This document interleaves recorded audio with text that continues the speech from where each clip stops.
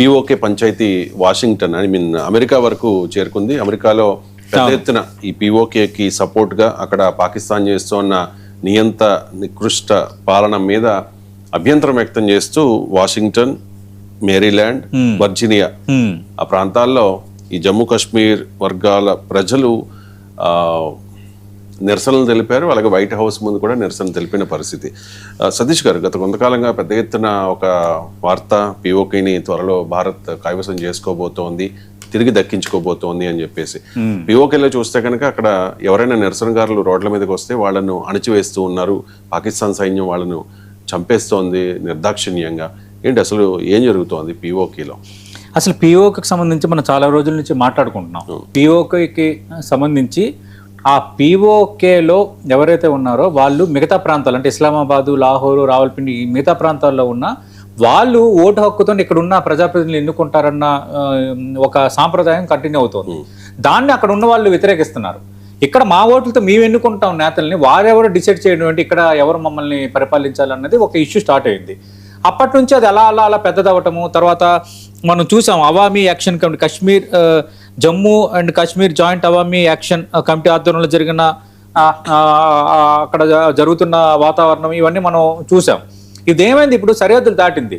అంతకు ముందు కూడా అంతర్జాతీయ సమాజం ఇన్వాల్వ్ అవ్వాలి అని పదే పదే వాళ్ళు కోరుతున్నారు. అక్కడ వాళ్ళని అక్కడున్న ఆసిఫ్ మున్నీర్ పాక్ సైన్యాధిపతి కానీ పాకిస్తాన్ ప్రభుత్వం కానీ ఘోరంగా అణిచివేస్తున్నారు. కొంత రిటైటేషన్ జరుగుతోంది, కొన్నిసార్లు కాల్పులు కూడా సంభవించాయి, కొందరు మరణించారు. అక్కడ ఇష్యూ అనేది చాలా పెద్దదైపోయింది. వాళ్ళ మధ్యలో డెడ్ లైన్స్ కూడా పెట్టారు. పిఓకేలో ఎవరైతే ఆందోళన చేస్తున్నారో మీరు ఇలా చేస్తే మేము భారత్లో కలిసిపోతాము, భారత్ ఆదుకోవాలి అన్న అపీల్ కూడా వాళ్ళు చేస్తున్నారు, అంతర్జాతీయ సమాజం చూడాలని అంటున్నారు. కానీ ఇప్పుడు ఏంటంటే అది ఒక ఎక్స్ట్రీమ్ లెవెల్కి వచ్చి ఇప్పుడు ఏమైపోయిందంటే అంతర్జాతీయ వేదిక ఒక హై వోల్టేజ్ డ్రామాగా అయిపోయింది.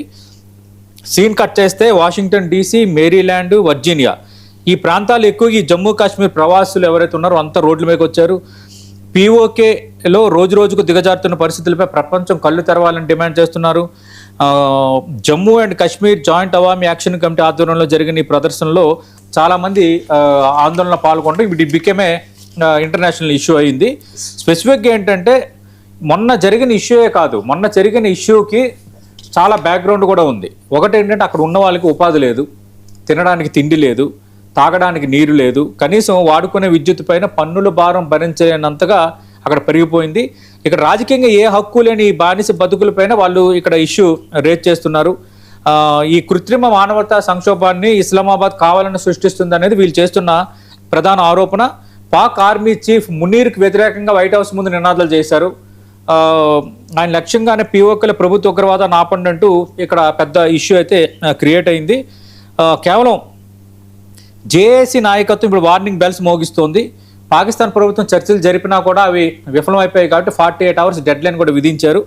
అందుకు ఇప్పుడు ఏం జరగబోతోంది, వైట్ హౌస్ వరకు ఇక్కడ ఇష్యూ రేజ్ చేశారు కాబట్టి ఇది వెయిట్ చేయాలి. రెండోది ఇక్కడ ఐక్రాస్ సమితి, యుఎన్ఓ, ఇస్లామిక్ సహకార సంస్థ OICతో పాటు అంతర్జాతీయ మీడియా సంస్థలు స్వయంగా పిఓకేలో పర్యటించాలని వీళ్ళు డిమాండ్ చేస్తున్నారు. పౌరుల హత్యలపైన కూడా స్వతంత్ర దర్యాప్తు జరగాలని వీళ్ళు అడుగుతున్నారు. కాబట్టి ఇది ఖచ్చితంగా కొంత సంచలనంగా మారింది.